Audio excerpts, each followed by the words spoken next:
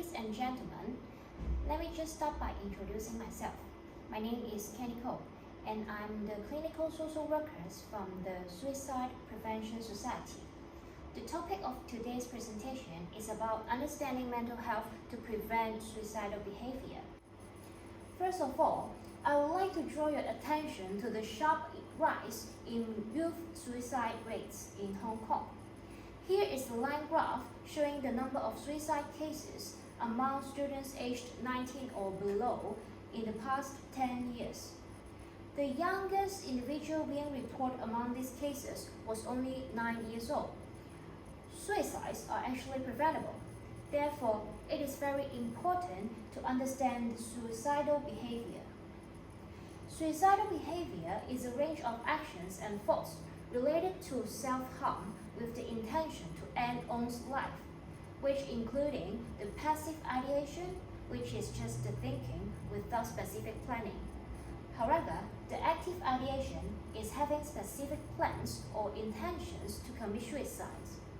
For the suicide attempt, which is taking actions including different methods such as drug overdose, but not resulting in death.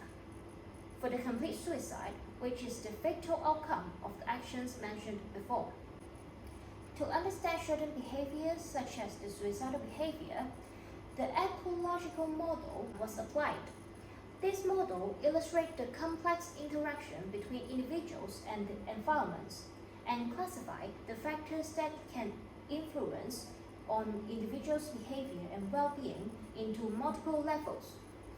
These personal, interpersonal, and socio-cultural factors can interact with each other and have either a positive or negative influence on suicidal behaviors. The World Health Organization (WHO) has also identified the possible protective and risk factors of suicide on each level of this model. Today, I would mainly focus on just the inner core of this model, which are the individual and interpersonal levels. Mental disorders are identified as the risk factors of suicidal behaviors.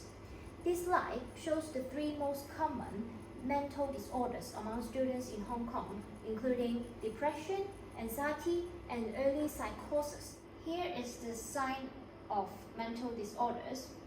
Although the feelings and the thoughts can vary, this mental disorder can result in behavioral and physical changing, which could also be the warning signs of suicidal behavior, such as having a negative thoughts, emotional instability, and changing in behaviors.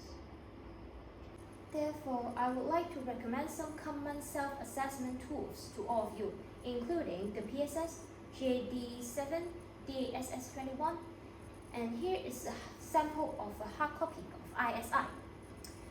I would like to emphasize that self-caring and self-loving is very important when it comes to the topic of suicide.